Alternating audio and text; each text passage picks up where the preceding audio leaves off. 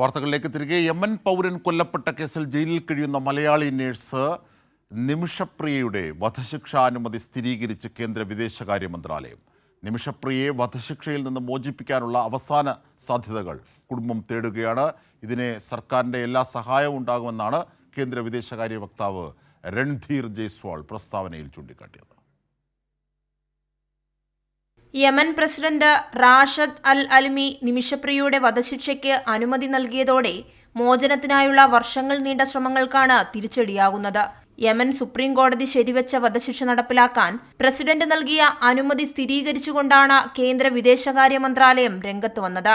നിമിഷപ്രിയയുടെ വധശിക്ഷ അനുമതി സംബന്ധിച്ച വിവരം അറിഞ്ഞു. നിമിഷപ്രിയയുടെ മോചനത്തിനായി കുടുംബം അവസാന സാധ്യതകൾ തേടുകയാണ്. അതിന് സർക്കാർ എല്ലാവിധ സഹായവും നൽകുമെന്ന് കേന്ദ്ര വിദേശകാര്യ വക്താവ് രൺധീർ ജയ്സ്വാൾ പ്രസ്താവനയിൽ വ്യക്തമാക്കി. അതേസമയം വധശിക്ഷ നടപ്പിലാക്കാനുള്ള അനുമതിക്ക് പിന്നാലെ സേവ് നിമിഷപ്രിയ ആക്ഷൻ കമ്മിറ്റിക്കെതിരെ രൂക്ഷ വിമർശനമാണ് ഉയരുന്നത്. മാപ്പപേക്ഷ ചർച്ചകളുടെ രണ്ടാം ഗഡുവായി നൽകേണ്ട പണം നൽകുന്നതിൽ വീഴ്ച സംഭവിച്ചെന്നും ഇതോടെ യമൻ പൗരന്റെ കുടുംബത്തിന് ചർച്ചകളിൽ വിശ്വാസം നഷ്ടമായെന്നുമാണ് ഉയരുന്ന ആരോപണം. അതേസമയം ദയാധനം സ്വീകരിച്ച് കുടുംബം മാപ്പു നൽകിയാൽ മോചനം സാധ്യമാകുമെന്ന പ്രതീക്ഷയിലാണ് സേവ് നിമിഷപ്രിയ ആക്ഷൻ കമ്മിറ്റി. ഇതു സംബന്ധിച്ച ചർച്ചകൾ തുടരുകയാണെന്നും കമ്മിറ്റി അറിയിച്ചു. 2017 യമൻ പൗരൻ തലാൽ അബ്ദുൾ മഹ്ദിയെ കൊലപ്പെടുത്തിയെന്ന കേസിലാണ് പാലക്കാട് കൊല്ലങ്കോട് സ്വദേശിനിയായ നിമിഷപ്രിയ ജയിലിലായത്.